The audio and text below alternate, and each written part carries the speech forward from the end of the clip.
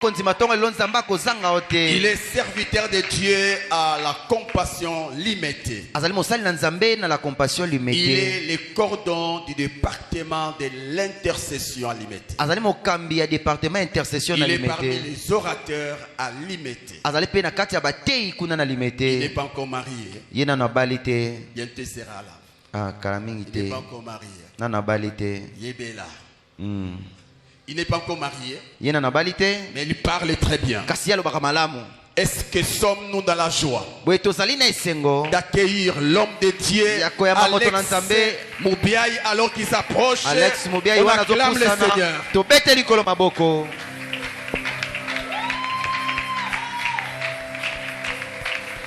Est-ce que tu peux très bien acclamer le Seigneur? Est-ce que tu peux très bien acclamer le Seigneur?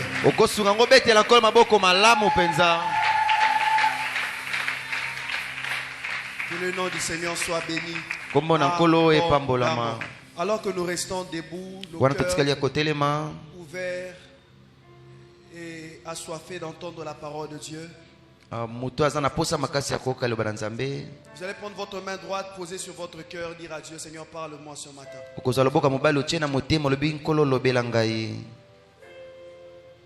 Parle-moi ce matin. Comme l'a dit l'ange de l'église, que Dieu ne te rate pas. Dis à Dieu: Seigneur, ne me rate pas ce matin.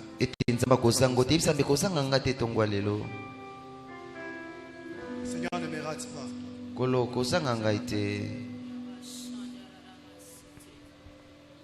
Parle à Dieu, parle à Dieu. Seigneur, merci de nous parler, merci de nous instruire. Merci de communiquer ta pensée et ta parole. Je me recommande sous ta grâce. J'implore ta grâce. Je désire ta grâce. Ce matin, fais-nous grâce. Que le cœur soit touché, que Christ soit élevé et que le nom de Jésus soit glorifié au milieu de nous. Merci d'avance pour ce que tu as prévu de faire. Un homme de foi m'aide à dire Amen. Amen. Amen. Amen. On reste debout, on prend nos Bibles. Nous sommes dans le livre de 2 Samuel chapitre 12 verset 13 à 21. 2 Samuel 12, 13 à 21.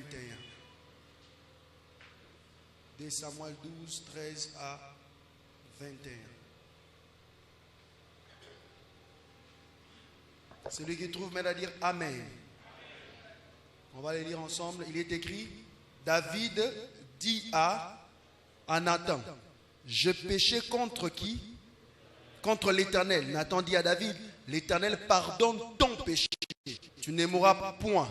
Mais parce que tu as fait blasphémer les ennemis de l'Éternel en commettant cette action, le fils qui t'est né fera quoi? Mourra. Et Nathan s'en alla dans sa maison. L'Éternel frappa l'enfant que la femme d'Uri avait enfanté à David. Et il fut dangereusement malade. David pria Dieu pour l'enfant. David fit quoi?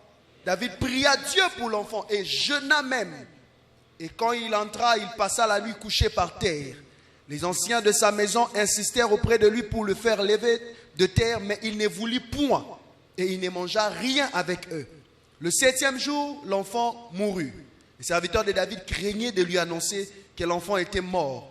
Car il disait: voici lorsque l'enfant vivait encore, nous lui avons parlé et il nous a pas écoutés. Comment oserons-nous lui dire: l'enfant est mort? Il s'affligira bien davantage. David aperçut que ses serviteurs parlaient tous, tout bas entre eux. Et il comprit que l'enfant était mort. Et dit à ses serviteurs: l'enfant est-il mort? Ils répondirent: il est mort. Alors David s'éleva de terre, il se lava, soignit et changea de vêtements, puis il alla dans la maison de l'Éternel, il se prosterna. De retour chez lui, il demanda qu'on lui servît à manger et il mangea. Ses serviteurs lui dirent: que signifie ce que tu fais? Mais David, tandis que l'enfant vivait, tu jeûnais et tu pleurais. Maintenant que l'enfant est mort, et tu te lèves et tu manges. Amen. Nous allons finir avec un texte de la Bible que j'aime beaucoup. Les lecteurs de la parole aiment aussi ce texte. Nous sommes dans le livre de Ésaïe le prophète. Ésaïe chapitre 53. Isaïe 53. Celui qui trouve Isaïe 53, mais à dire Amen. Amen. Sommes à partir du premier verset. Il est écrit: qui a cru à ce qui nous a été annoncé? Qui a reconnu le bras de l'Éternel? Il s'est levé devant lui comme une faible plante, comme un rejeton qui sort d'une terre desséchée. Il n'avait ni beauté ni éclat pour attirer nos regards, et son aspect n'avait rien pour nous plaire.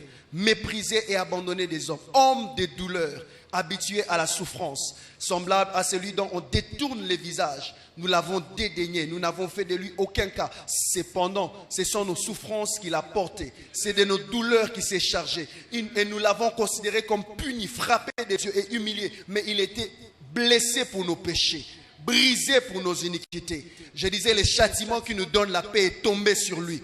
Et c'est par ces meurtrissures que nous sommes guéris. Nous étions tous errants comme des brebis. Chacun suivait sa propre voie. Et l'Éternel a fait tomber sur lui l'iniquité de nous tous. Il a été maltraité, opprimé. Il n'a point ouvert la bouche. Semblable à un agneau qu'on mène à la boucherie, à une brebis muette devant ceux qui l'attendent. Il n'a point ouvert la bouche. Il a été enlevé par l'angoisse et les châtiments, et parmi ceux de sa génération, qui a cru qu'il a été retranché de la terre des vivants et frappé pour le péché de mon peuple? On a mis son sépulcre parmi les méchants, son tombeau avec les riches, quoique n'eût point commis de violence et qu'il n'eût point de fraude dans sa bouche. Il a plu à l'Éternel de les briser par la souffrance. Après avoir livré sa vie en sacrifice pour le péché, il verra une postérité et prolongera ses jours. Et l'œuvre de l'Éternel prospérera entre ses mains. À cause du travail de son âme, il rassasiera ses regards par sa connaissance. Mon serviteur juste justifiera beaucoup d'hommes. Mon serviteur justifiera beaucoup d'hommes. Et il sera chargé, et il se chargera de leur iniquité. C'est pourquoi je lui donnerai sa part avec les grands. Il partagera le butin avec les puissants, parce qu'il s'est livré lui-même. Dis après moi, parce qu'il s'est livré lui-même à la mort, et qu'il n'a pas mis, et qu'il a été mis au nombre de malfaiteurs, parce qu'il a porté le péché de beaucoup d'hommes, et qu'il a intercédé pour le coupable. Quelqu'un m'aide à dire Amen en acclamant le Seigneur. Amen. Vous pouvez reprendre vos places. Je m'en vais m'acquitter d'un devoir, celui de rendre d'abord grâce à Dieu. Je rends grâce à Dieu qui me permet aujourd'hui d'être au milieu de nous et d'apporter sa parole. Et je m'en vais aussi dire merci à Dieu pour l'ange de l'église. Je cite pasteur Justin Mananga, qui avec maman bien sûr sont en train de faire un grand travail. Et selon que nous venons de lire, la Bible déclare: l'œuvre de l'Éternel prospérera entre ses mains. Nous voyons combien Dieu est en train de faire prospérer son œuvre entre leurs mains. Pasteur, merci pour la confiance, merci pour l'amour, merci pour la main d'association, merci pour la considération. Est-ce qu'on peut acclamer Dieu pour l'ange de l'église? Pasteur Justin Mananga, vous êtes une bénédiction pour la communauté, vous êtes une bénédiction pour moi. Il est parmi les personnes qui m'ont inspiré dans la prière et dans l'intercession. Je me souviens encore, le pasteur Justin pouvait traiter plusieurs cas de délivrance en un seul jour. Je me demande toujours comment il faisait que cette onction retombe sur nous aussi pour que nous puissions plusieurs cas. Je me disais, des fois je me disais, mais Seigneur, j'aimerais avoir les mêmes poumons, j'aimerais avoir la même force. C'est exceptionnel, c'est un homme merveilleux, un homme. Et vous ne savez pas combien est-ce que Dieu vous a béni de l'avoir comme pasteur. Amen, hein? Dis à ton voisin, nous sommes bénis d'avoir pasteur Justin comme notre pasteur. Amen, hein? Amen. Et que Dieu bénisse ceux qui m'ont accompagné. Et je bénis Dieu pour mon frère le cadet qui devient le plus élancé de la famille alors qu'il est le 7e de la famille. Vous pouvez balancer la main. Voilà. Gloire au Seigneur. Merci aussi aux bien-aimés qui sont venus avec moi, le frère Moïse, Merveille et les autres. Que Dieu nous bénisse abondamment. Amen. Amen. Hein? Amen. Je bénis Dieu aussi pour toi qui es là. Est-ce que tu peux m'aider à saluer ton voisin de gauche? Ton voisin de droite? Ton voisin de derrière. Ton voisin de devant. Cherche-moi les voisins qui a la foi que ce matin Dieu va lui faire du bien et salue-le.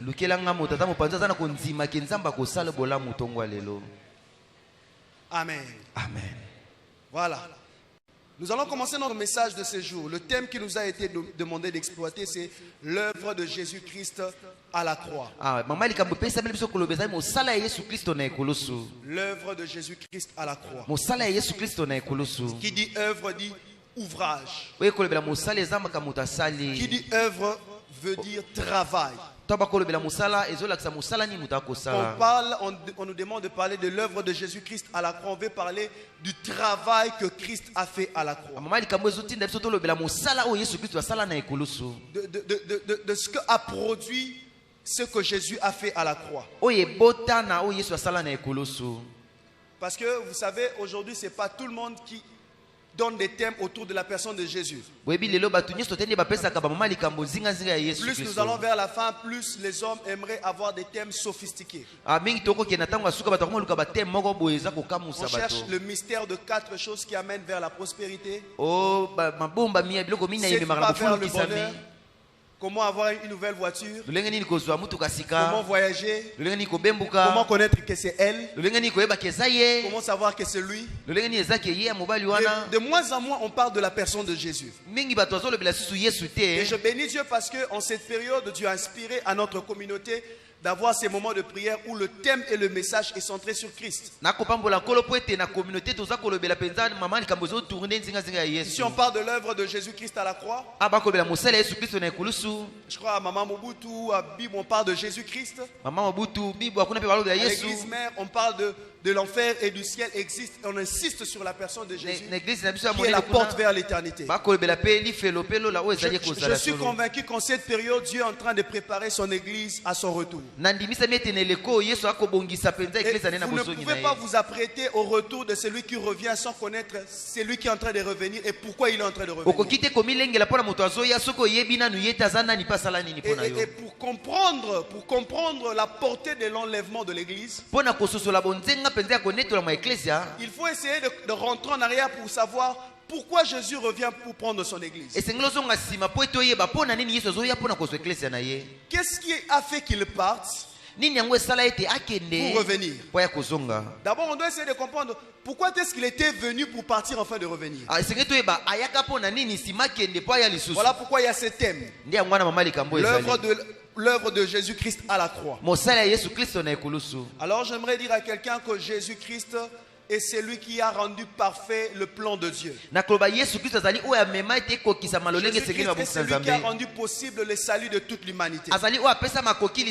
Jésus-Christ est celui qui a rendu accessible le salut pour tous les hommes. Jésus-Christ est celui qui nous a permis aujourd'hui, Congolais, d'être appelés enfants de Dieu. Jésus-Christ est celui qui a ouvert un accès libre vers le Père. Jésus-Christ est celui qui a permis que nous soyons appelés gens de la maison de Dieu. C'est par Christ que nous sommes entrés dans la présence de Dieu et nous sommes devenus participants à la nature divine. Béni soit Christ parce qu'il a fait pour nous ce qu'aucun ange ne pouvait faire. Béni soit Christ parce qu'il a fait pour nous ce qu'aucun être spirituel ne pouvait accepter de faire.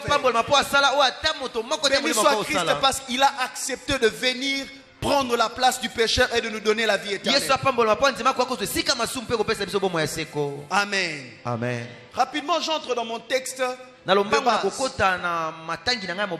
avant de pouvoir finir par le deuxième texte que je vais donner. Dans le texte de base, dans 2 Samuel chapitre 12, verset 13 à 21. C'est la suite d'une histoire. Suivez-moi très bien. C'est la suite d'une histoire. L'histoire commence avec David. Lorsque tous les rois sont allés en campagne, c'était un temps de guerre. David se décide de rester dans la maison royale. Quand David reste, pendant qu'il marchait sur la tour, là il voit du haut de sa tour, au travers d'une fenêtre, une femme qui s'est lavée. Il pose la question: qui était-ce?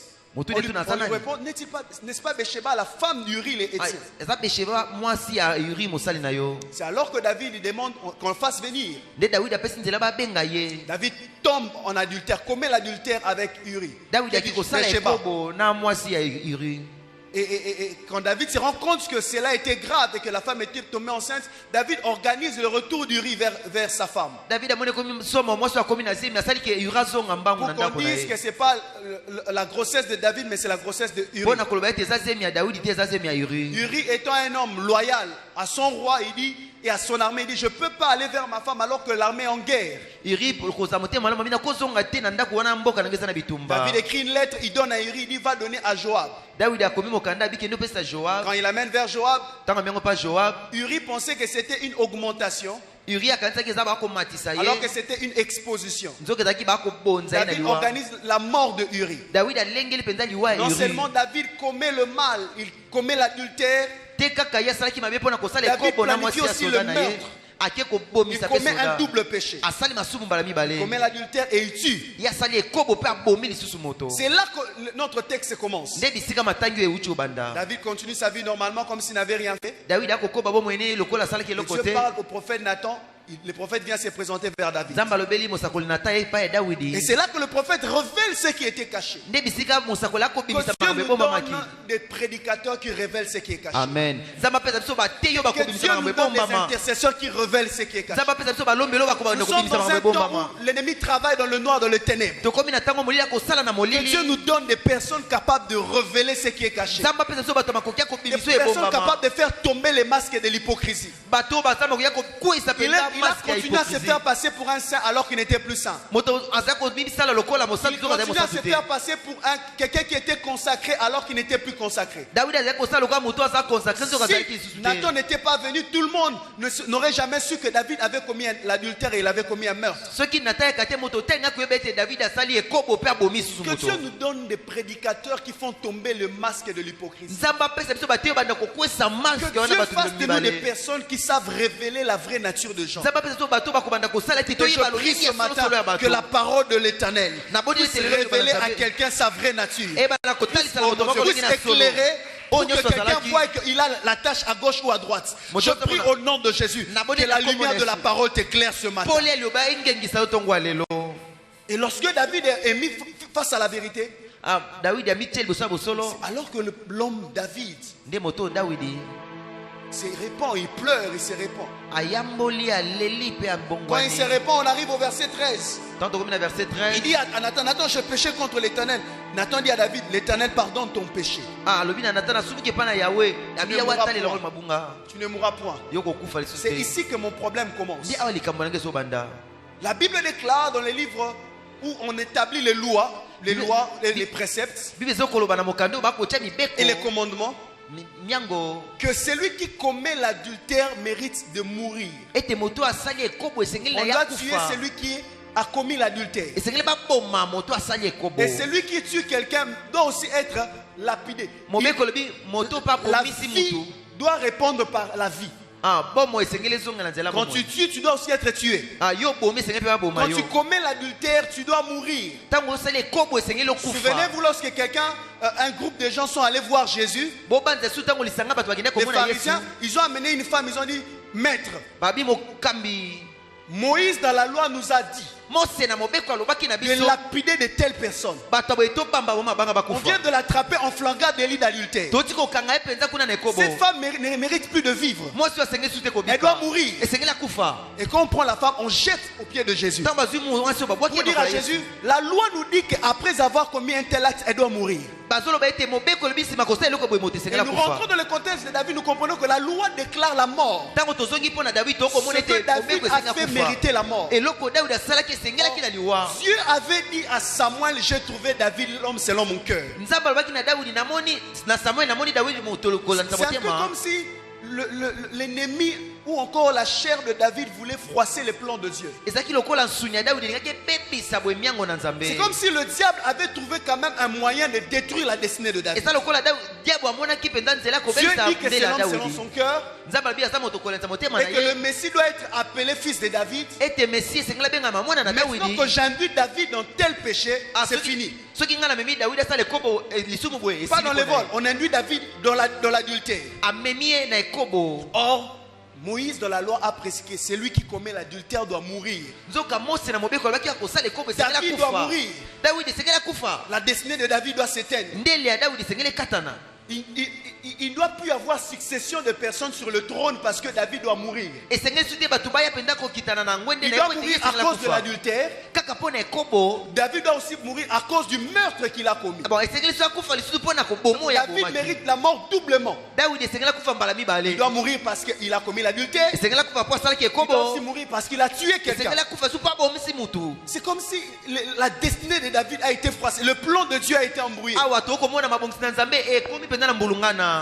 Et quelque chose se passe. Là où David doit mourir, Nathan vient. Nathan qui vient avec la parole de l'Éternel. Nathan vient avec un message qui attire mon attention. Nathan dit ceci, mais parce que tu as fait blasphémer les ennemis de l'Éternel en commettant cette action, le fils qui t'est né mourra. J'aimerais qu'on parle entre David, Bécheba et les fils. Qui avait péché? Réponds à ton voisin. Qui avait péché? C'est David et Bécheba qui ont péché. Mais quand Nathan vient, Nathan dit à David, parce que tu as fait blasphémer les ennemis de l'Éternel. Au lieu de dire David, tu vas mourir. Au lieu de dire toi et Bécheba vous allez mourir, le fils qui t'est né mourra. Mais je me pose la question, qu'est-ce que le fils a fait? Le fils n'a rien fait. Le fils n'a subi que le péché de David. Le fils est né parce que David avait péché. Celui qui méritait la mort, ce n'était pas le fils. Celui qui devait mourir, c'était David. Le coupable, c'était Bécheba et David. Moïse, dans la loi, a déclaré qu'on devait lapider de telles personnes. On ne devait pas lapider le fils. On devait lapider David et Bécheba. On lapide David. Mais si on lapide David, si on tue David, c'est comme si on est en train de détruire tous les plans de Dieu. Dieu s'est demandé, mais comment est-ce que je veux faire que David vive malgré son péché? Parce que ma loi demande la mort de David.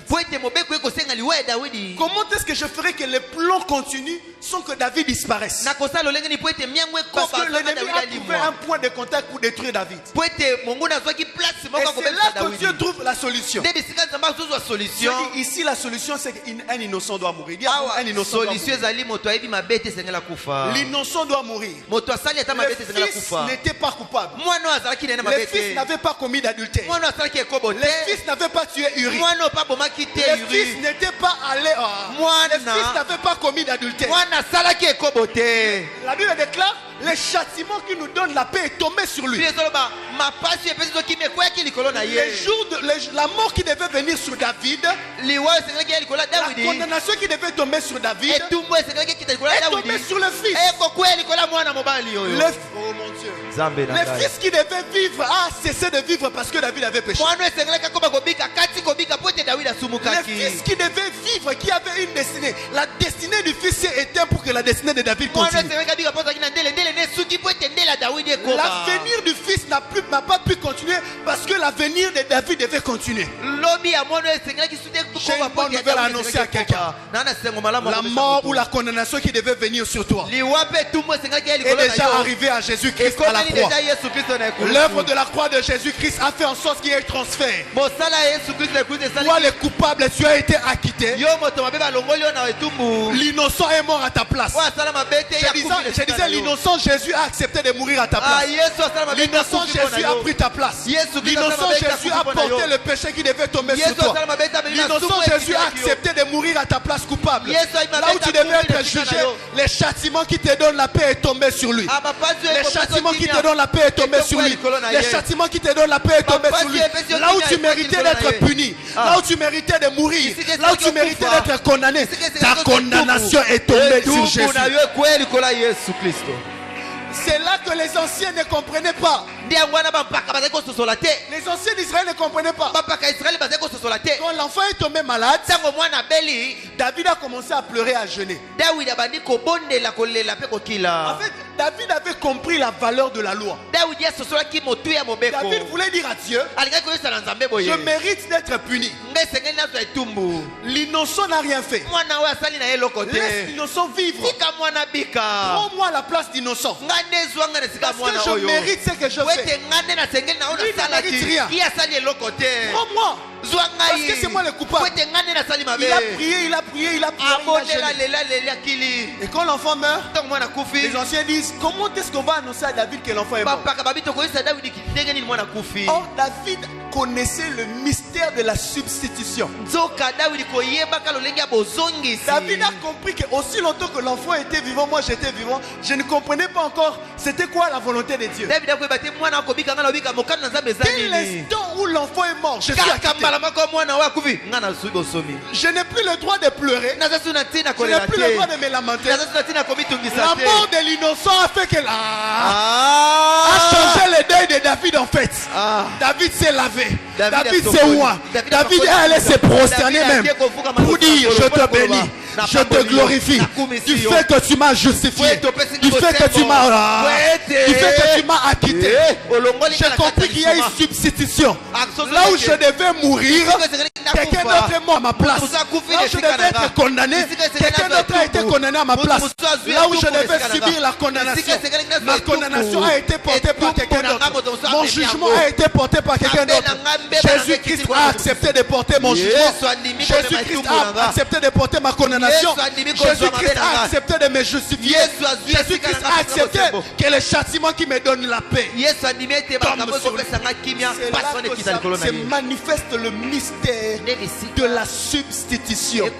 Il y a un remplacement. Quand on parle de substitution, c'est que dans la loi, quand tu pêches et que tu mérites la sentence, Moïse les a prescrits. Au cas où ce que tu as fait, au cas où ce que tu as commis mérite qu'on te fasse du mal, ou que Dieu te punisse, si tu prends soit un agneau, ou tu prends un bélier, ou tu prends un taureau, sur le sacrifice, tu donnes au sacrificateur, il sacrifie, il y aura un transfert. C'est-à-dire ta condamnation va tomber sur l'animal innocent et l'innocence de l'animal va venir sur toi. Là où Dieu devait te frapper, il frappe l'animal. Et toi tu continues de vivre comme si tu n'avais pas péché. C'est là que David comprend la mort de cet enfant. Je ne dois pas pleurer. Je veux dire à quelqu'un, la mort de Jésus, tu ne dois pas pleurer. C'est le signe de ta justification. C'est le signe de ta délivrance. C'est le signe de ton affranchissement. C'est le signe de ta liberté. C'est le signe que ta destinée peut encore continuer. J'aimerais parler à quelqu'un qui a commis des choses dans le passé, qui sont en train de les réclamer à pouvoir être frappé par Dieu, à pouvoir être maudit, à pouvoir souffrir, à pouvoir tomber, à pouvoir être un échec. À cause de l'œuvre de la croix de Jésus, tu n'as pas le droit de mériter la condamnation. À cause de l'œuvre de la croix de Jésus, tu n'as pas le droit de mériter le jugement. À cause de l'œuvre de la croix de Jésus, tu es appelé à être justifié. Dis après moi justifié. Justifié. Dis après moi justifié. La Bible déclare ceci. Nous allons lire dans ces textes rapidement dans le livre de Romains chapitre 4 verset 25. Romains 4 25. Romains chapitre 4 verset 25. J'aime l'apôtre Paul quand il parle de la justification. Dans Romains 4 25 il dit lequel a été livré pour nos offenses et est ressuscité pour notre justification. Il veut simplement dire quand Jésus mourait à la croix, Jésus ne mourait pas pour lui. Jésus mourait pour nos offenses. Dis après moi, l'innocent a pris ma place. Un innocent a pris ma place. Un innocent a pris ma place. Un innocent a pris ta place. La bonne nouvelle que je t'annonce, tu es acquitté. Je disais tu es acquitté. Je disais tu es acquitté. Deuxième observation, c'est que la mort de l'enfant n'a pas seulement épargné David. Pasteur, la mort de l'enfant n'a pas seulement épargné David. La mort de l'enfant a épargné et David et Bathsheba. Je me dis à quelqu'un, la mort de Jésus n'a pas seulement sauvé Israël. La mort de Jésus à la croix a sauvé et Israël et les nations. Par sa mort, nous avons tous été sauvés. Il y a de salut en aucun autre nom dans le ciel et sous la terre dans lequel nous pouvons être sauvés. Au nom de Jésus, le salut est gratuitement donné aux nations. Pas seulement à David, mais aussi à Bathsheba. Je dis à quelqu'un qui n'est pas de la maison d'Israël que toi aussi tu as droit au salut. Jésus n'est pas seulement mort pour les Juifs. Jésus est aussi mort pour les Grecs. Jésus est aussi mort pour les Congolais. Jésus est aussi mort pour les Balouba. Il est aussi mort pour les Bakongo. Il est aussi mort pour les Baswahili. Il est aussi mort pour les Bangala. Il est aussi mort pour les Batekela. Il est aussi mort pour tous ceux qui sont de toutes les races, de toutes les tribus de la terre. Au nom de Jésus-Christ de Nazareth, nous sommes tous sauvés et lavés par la mort et par la résurrection de Jésus-Christ. La mort de l'innocent enfant ne sauve pas que David, ça sauve aussi. Je me dis à quelqu'un, la mort de Jésus a la capacité de sauver toute ta famille. Est-ce que tu es le seul à être sauvé dans la famille? Il peut aussi sauver ton père. Il peut aussi sauver ta mère. Il peut aussi sauver tes frères. Il peut aussi sauver l'incrédule, la personne que vous n'arrivez pas à convaincre de la maison. La mort et la résurrection de Jésus peut aussi les sauver. Et j'aimerais faire quelques différences entre le fils de David et Jésus. J'ai remarqué que dans certains points il y a des ressemblances. Mais pendant que j'étudiais ces textes, j'ai vu qu'il y a des différences. Première différence. L'enfant de David avait subi la volonté de Dieu. Après, il avait subi la volonté de Dieu. L'enfant, quand il est né, c'est Nathan qui annonce. L'enfant n'a pas dit j'accepte de prendre ta place. Non. C'est Dieu qui fait le mouvement de la substitution. Ça ne dépendait pas de l'enfant. Mais j'aimerais t'annoncer une bonne nouvelle. Jésus n'a pas subi la volonté de Dieu. Il est plus que le fils de David. Jésus dit, tu n'as voulu ni sacrifice ni holocauste. Tu m'as formé un corps. C'est pourquoi je viens. Je viens pour faire ta volonté. Il est venu pour faire la volonté. Il n'a pas forcé Jésus. Il s'est donné lui-même. Il s'est offert lui-même. Ton sauveur n'a pas subi. Ton sauveur s'est donné parce qu'il t'aime. Ton sauveur s'est donné parce qu'il a de l'amour pour toi. Ton sauveur s'est donné parce qu'il connaît les projets qu'il a formés sur toi. Ton sauveur s'est donné parce qu'il a jugé bon de t'aider à accomplir le plan parfait que Dieu a écrit sur toi depuis l'éternité. Il n'a pas un sauveur qui a subi ton salut. Ton sauveur a accepté de te sauver volontairement. Deuxième observation. L'enfant de David était innocent.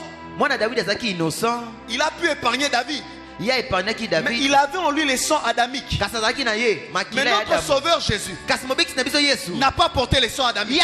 Il avait en lui les sangs divins. Un sang éternel. Un sang capable de sauver de génération en génération. Un sang qui a sauvé vers l'année 0. Vers l'année 100. Vers l'année 200. Vers l'année 300. Un sang qui crie même jusqu'en 2023. Même s'il arrivait 2030. Le sang de Jésus était sang éternel. Capable de sauver de génération en génération. Troisième observation. Le nom de l'enfant de David n'a jamais été cité. On dit seulement le fils qui tenait mourra. On ne cite pas le nom. Si l'enfant de David sans nom a pu épargner David, si le fils de David, son nom n'est même pas mentionné, David a été épargné. J'aimerais te dire, ton sauveur n'est pas comme le fils de David. Ton sauveur porte un nom. Son nom c'est Jésus-Christ de Nazareth. Son nom tout genou fléchi. Son nom toute langue confesse qu'il est Seigneur. Ton sauveur a le nom élevé au-dessus de tous les noms. Dans le ciel, sur la terre et sous la terre. Le nom de ton sauveur est élevé. Le nom de ton sauveur est élevé au-dessus de la maladie. Le nom de ton sauveur est élevé au-dessus de l'enfouissement. Le nom de ton sauveur est élevé au-dessus des blocages. Le nom de ton sauveur est élevé au-dessus de la malédiction. Le nom de ton sauveur est élevé au-dessus de tout ce qui te combat. Le nom de ton sauveur est élevé au-dessus de tout ce qui te fait peur. Est-ce que tu es effrayé la nuit? Le nom de ton sauveur est élevé au-dessus de tout ce qui t'effraie. Le nom de ton sauveur est élevé au-dessus de la maladie familiale. Y a-t-il une maladie dans votre famille? Y a-t-il une maladie qui a tué ton père? Y a-t-il une maladie qui a tué ta mère? Le nom de ton sauveur est élevé. Ton sauveur porte un nom. Ton sauveur porte un nom. Je me réjouis parce que mon sauveur porte un nom. Son nom ne négocie pas. Quand je mentionne son nom, tous les autres noms doivent fléchir. Son nom ne négocie pas. Quand je prononce son nom, toutes les chaînes doivent être brisées. Son nom ne négocie pas. Quand je prononce son nom, les ténèbres s'enfuient. Son nom ne négocie pas. Son nom en lui-même pèse. Son nom pèse. Son nom oblige les genoux à fléchir. Lorsque son nom est mentionné, les démons savent qu'ils doivent partir. Les démons connaissent la valeur du nom de Jésus. Le démon connaît l'impact du nom de Jésus. Ton sauveur a un nom. Si le fils de David n'a pas eu, son nom a pu faire... Sa mort a pu épargner David. On n'a même pas mentionné son nom. À combien plus forte raison ton sauveur? Je déclare que tu ne perdras pas ce travail. Au nom de Jésus. Même si on est en train de te menacer. Même si tes collaborateurs au travail sont en train de te menacer. Au nom de Jésus. Tu ne perdras pas ce travail. Je déclare au nom de Jésus-Christ de Nazareth. Tu ne connaîtras pas les mêmes difficultés que les autres ont connues dans les études. Au nom de Jésus. Ton sauveur porte un nom. Puisque ton sauveur porte un nom, je mets le nom de ton sauveur en jeu. Partout où on réclamait ta mort, partout où on réclamait que tu t'éteignes, partout où on réclamait que ton ministère connaisse un déclin, je déclare au nom de Jésus-Christ de Nazareth que cela n'arrivera pas. Et cela n'aura pas lieu. Cela n'arrivera pas. Et cela n'aura pas lieu. Et autre, quatrième observation. Troisième. Quatrième, observation suivante. L'enfant de David a été enterré. Et après l'enterrement de l'enfant de David, on ne parle pas que l'enfant de David était sorti. L'enfant de David a sauvé, mais lui-même est resté dans le tombeau. Le fils de David, par sa mort, il y a eu une substitution, mais lui-même n'a pas pu se délivrer de la mort. J'aimerais t'annoncer une bonne nouvelle. Jésus est plus que l'enfant de David. Jésus ne te donne pas seulement le salut par sa mort, mais lui-même il a la victoire sur la mort. Je veux dire à quelqu'un que tu as cru en quelqu'un qui a la victoire sur la mort. Tu as cru en quelqu'un qui t'a donné la victoire. Et lui aussi c'est un victorieux. Jésus est plus qu'un ganga. Mais Jésus te démontre qu'il te donne la victoire par la mort. Mais il a aussi la capacité de vaincre la mort au travers de sa résurrection. Tu as cru à un sauveur qui est plus que le fils de David. Ton sauveur est élevé. Ton sauveur a la victoire sur la mort. Dernière observation. Dernière différence entre le fils de David et Jésus, le véritable fils de David. Voilà pourquoi on l'appelle fils de David. On l'appelle fils de David parce qu'on sait que le fils de David devait prendre la place de David. Le fils de David devait prendre la place de David. Pas seulement pour régner comme David, parce que le fils de David aussi avait pris la place de David. Le fils de David est comme l'image de l'Ancien Testament, l'Ancienne Alliance. L'Ancienne Alliance donne un salut, mais ça ne donne pas un salut total. L'Ancienne Alliance donne un salut, mais ça donne un salut partiel. L'Ancienne Alliance donne un salut. L'Ancienne Alliance en fait ne délivrait pas du péché. L'Ancienne Alliance couvrait le péché. Ça faisait ça. Le péché est là, Mais les sons de taureau couvraient le péché. Béni soit Dieu. Parce qu'il a envoyé Jésus-Christ. Jésus n'est pas venu couvrir le péché. Non, non, non, non. Jean-Baptiste dit, voici l'agneau de Dieu qui ne couvre pas. Lui ne couvre pas. Lui, il ôte le péché du monde. Lui ne couvre pas le péché de David. Lui, il enlève le péché de David. Jésus n'est pas venu couvrir tes péchés. Jésus est venu ôter tes péchés. Jésus n'est pas venu couvrir tes défauts. Jésus est venu te rendre parfait. Jésus n'est pas venu Jésus n'est pas venu te donner un semblant de salut. Il est venu te donner la totalité de ton salut. Tu as un sauveur qui t'a apporté la totalité du salut, la totalité de la délivrance, la totalité de la liberté, la totalité de l'affranchissement. C'est pourquoi il est écrit que c'est lui que le Fils de Dieu affranchit. C'est lui que le Fils de Dieu délivre. C'est lui que le Fils de Dieu affranchit. C'est lui que le Fils de Dieu affranchit. Il n'est pas à moitié. Il n'est pas en partie. Il n'est pas en moitié libre. Il n'est pas en partie libre. C'est lui que le Fils de Dieu affranchit. Et réellement libre. En Jésus, tu as une délivrance totale. Tu as une victoire complète. Ce que Jésus a fait est plus que ce que le fils de David a fait. Ce que Jésus a accompli est de loin au-delà plus grand que ce que c'est là que le prophète parle. C'est là que le prophète parle. Dans Ésaïe chapitre 53, le prophète dit: qui a crié à ce qui nous a été annoncé? Qui a reconnu le bras de l'Éternel? Jésus, il s'est levé au milieu de nous comme une faible plante, comme un rejeton qui sort d'une terre desséchée. Quand il allait vers la croix, il n'avait ni beauté ni éclat pour attirer nos regards. Il était méprisé et abandonné. Il était comme un homme habitué, homme de douleur, habitué à la souffrance. Quand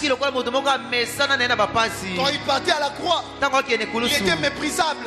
Quelqu'un pouvait lui demander: mais pourquoi tu es en train d'aller souffrir? Tu étais le prédicateur, cher prédicateur, cher homme de miracle.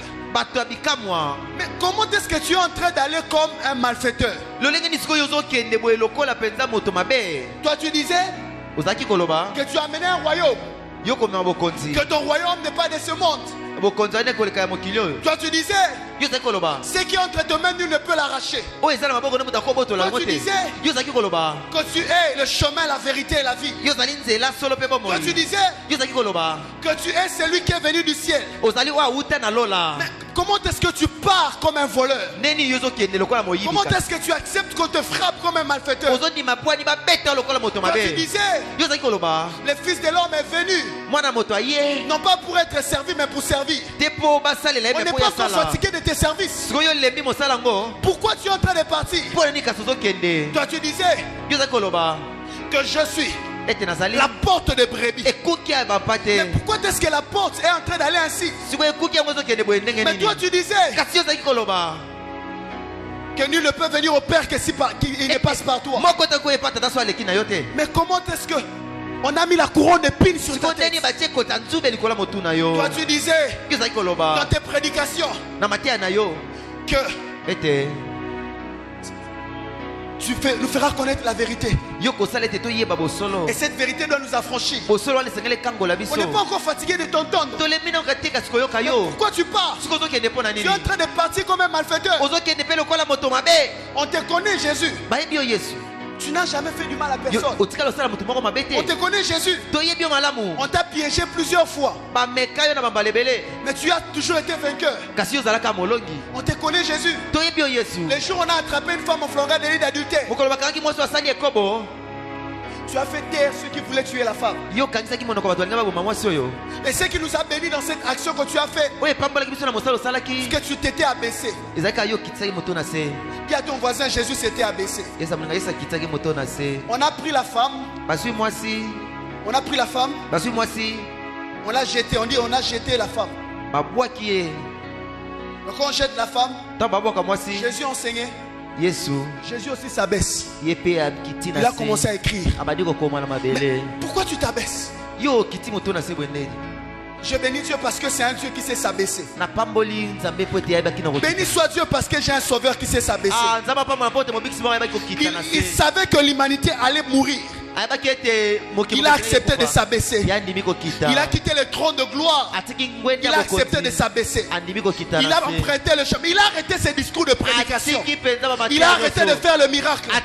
Il a accepté de s'abaisser. Béni soit Dieu parce que notre sauveur s'est abaissé. Béni soit Dieu parce que notre sauveur s'est rabaissé.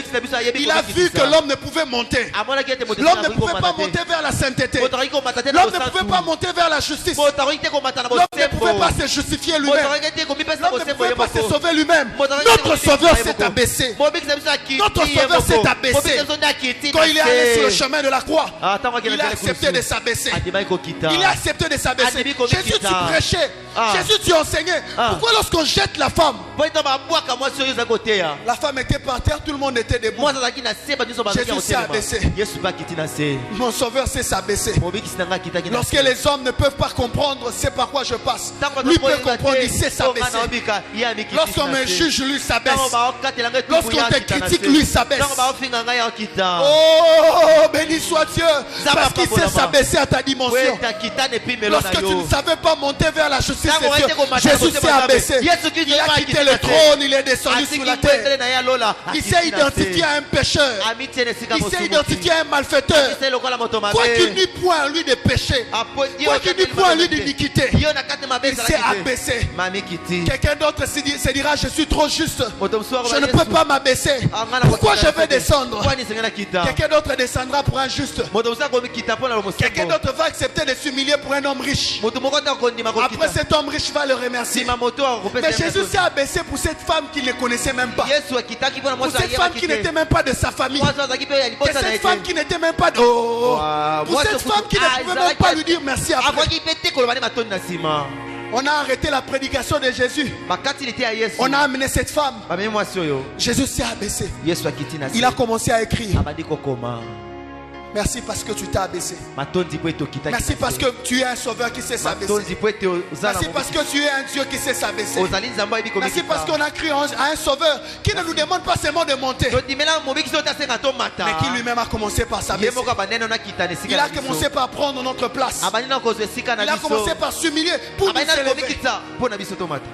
Et en étant par terre, en écrivant, quand il lève la tête, il dit à la femme: femme, où sont ceux qui t'accusaient? Où sont ceux qui te condamnaient? Où est passée la loi qui voulait te lapider? La femme était restée comme ça parce qu'elle attendait les pieds, parce qu'elle attendait le jugement. Elle savait que c'était fini. Quelqu'un ici sait que c'est fini pour lui. Quelqu'un est venu ici ce matin, il sait que c'est terminé. Son sort est déjà scellé. Tout ce que cette femme attendait, c'était que le pierre vienne. Elle s'attendait que elle attendait qu'elle meure. Quelqu'un est-il venu ce matin disant: je mérite que je perde ce travail, je mérite d'aller en enfer, je mérite de mourir. Ce que je fais est concret. La bonne nouvelle est que ton sauveur s'est abaissé pour que ta condamnation ne tombe plus sur toi. Il s'est abaissé pour te justifier. Il s'est abaissé pour te sanctifier. Il s'est abaissé pour te donner la justice. Et c'est là quand il parle à cette femme, la femme soulève la tête. Il n'y avait plus personne. Tout le monde était déjà parti.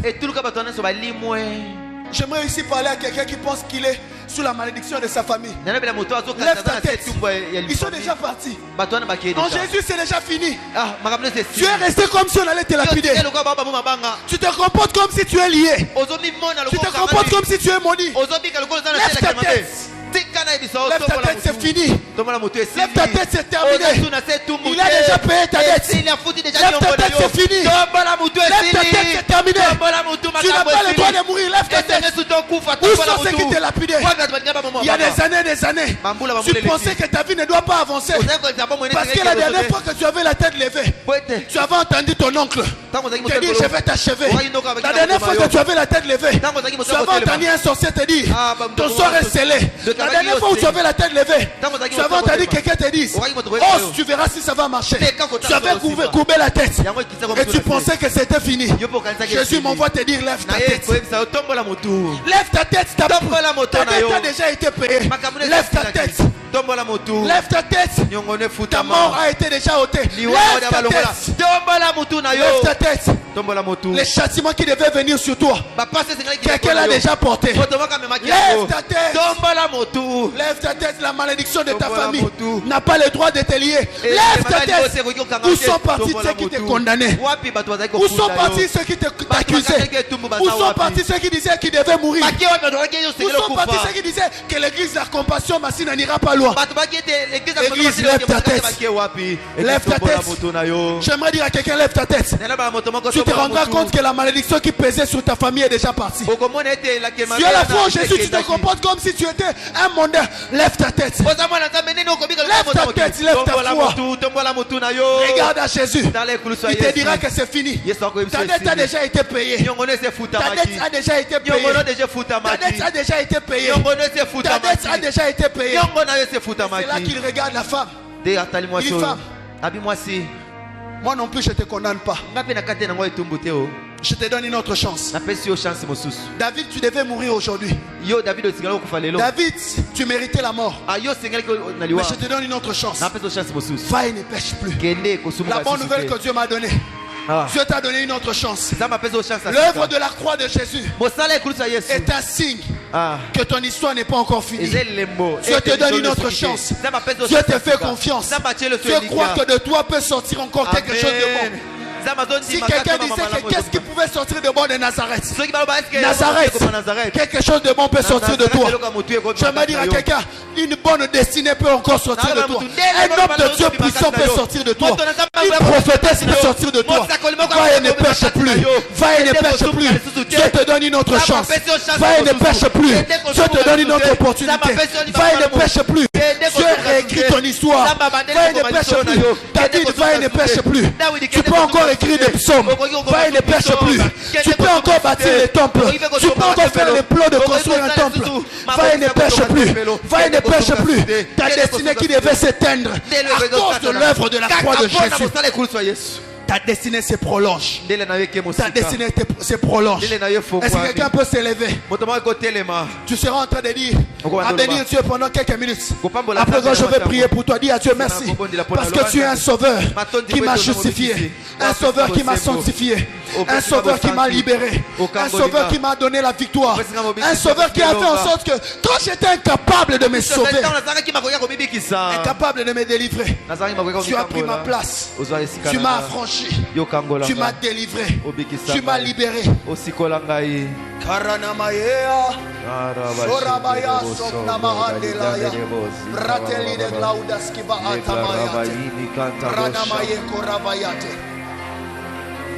Je vais prier ici devant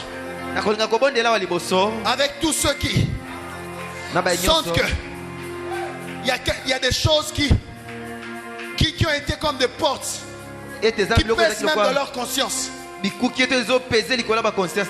qui sont comme en train d'attirer la mort sur leur vie. Viens. Le Sauveur a déjà payé le prix. Viens, nous allons prier. Viens, nous allons prier.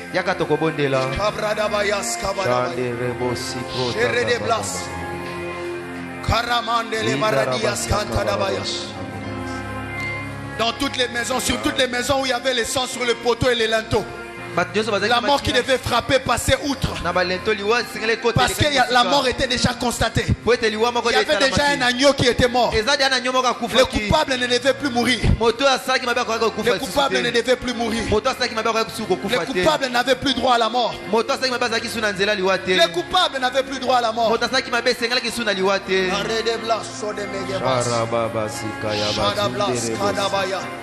À cause de l'œuvre de la croix de Jésus. À cause de l'œuvre de la croix de Jésus. Prie, prie, prie, prie, prie, prie, prie.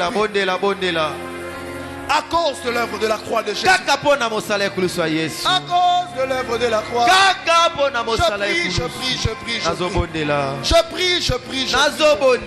Je prie, je prie, je prie. Je veux même prier. Je sens que quelqu'un doit bénéficier de l'œuvre de la croix de Jésus. On va faire appel au bénéfice de la croix. Là où une malédiction pesait sur toi alors que tu as été acquitté, cette malédiction va tomber ce matin. Cette malédiction va tomber ce matin. Prie, prie, prie, prie, prie, prie.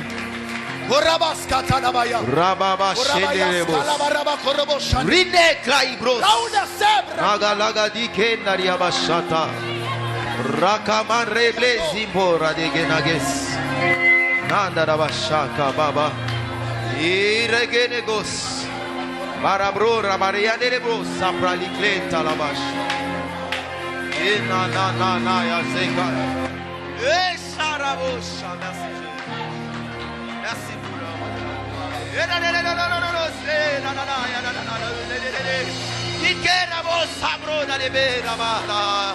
merci pour ta parole, mon Dieu. Merci pour la franchissement.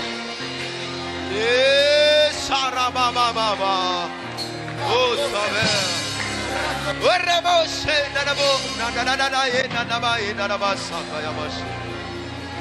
merci pour cette nouvelle histoire que tu viens de commencer avec. Alléluia. Est-ce qu'on peut avoir nos deux mains à moitié levées? Je vais prier pour deux catégories de personnes. La première, ce sont ceux qui se sont approchés. Je sens dans mon esprit que la restitution est en train d'amener comme une sorte de restauration.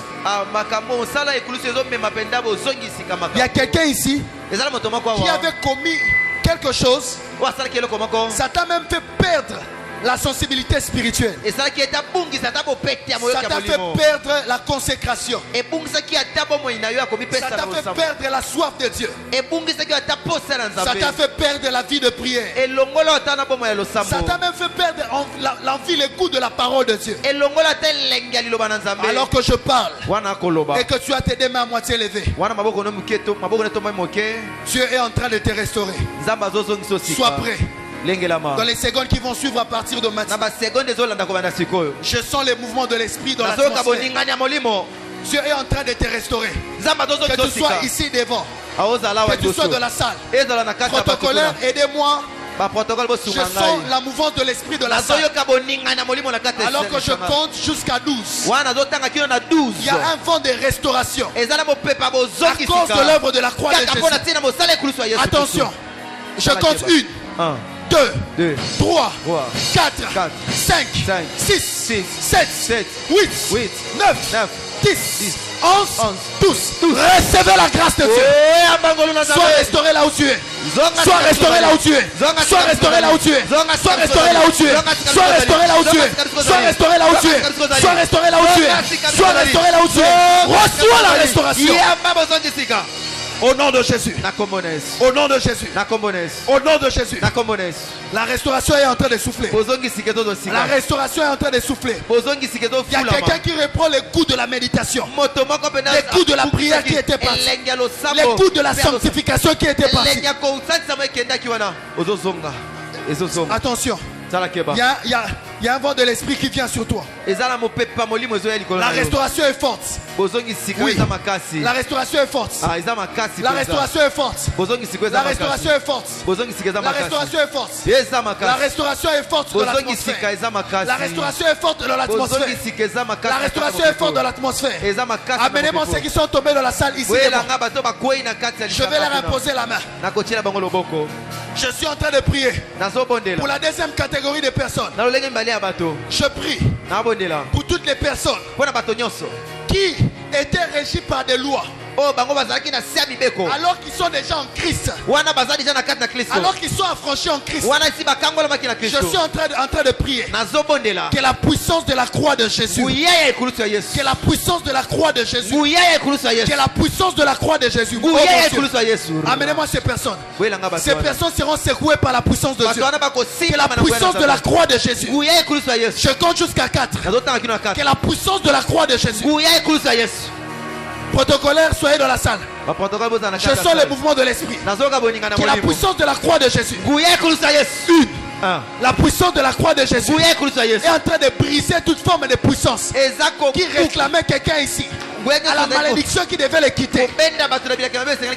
Oh mon Dieu. Oh mon Dieu. Oh mon Dieu. Oh mon Dieu. Même si tu étais réclamé par la mort. Même si tu étais réclamé par la mort, ne sois pas distrait. Ne sois pas distrait. Ne sois pas distrait. Ne sois pas distrait. Que la main de Dieu, que la puissance du Saint-Esprit te localise. Te localise. Que tu sois ici devant. Que tu sois dans la salle. Que tu sois à gauche. Que tu sois à droite. Que tu sois devant. Même si tu as les yeux ouverts. Même si tu as les yeux fermés, la puissance de Dieu te localise. Que ça tombe sur toi. Que ça tombe sur toi. Que ça tombe sur toi. Que ça tombe sur toi. Que ça tombe sur toi. Que ça tombe sur toi. Que ça tombe sur toi. Que ça tombe sur toi. Que ça tombe sur toi. Que ça tombe sur toi. Que ça tombe sur toi. Que ça tombe sur toi. Que ça tombe sur toi. Take it in Jesus' name. Receive power. Reçois la puissance de Dieu. Reçois la puissance de Dieu. Reçois la puissance de Dieu. Reçois la puissance de Dieu. Reçois la puissance de Dieu. Vis la restauration. Vis la restauration. Vis la restauration. Vis la restauration. Vis la restauration. Vis la restauration.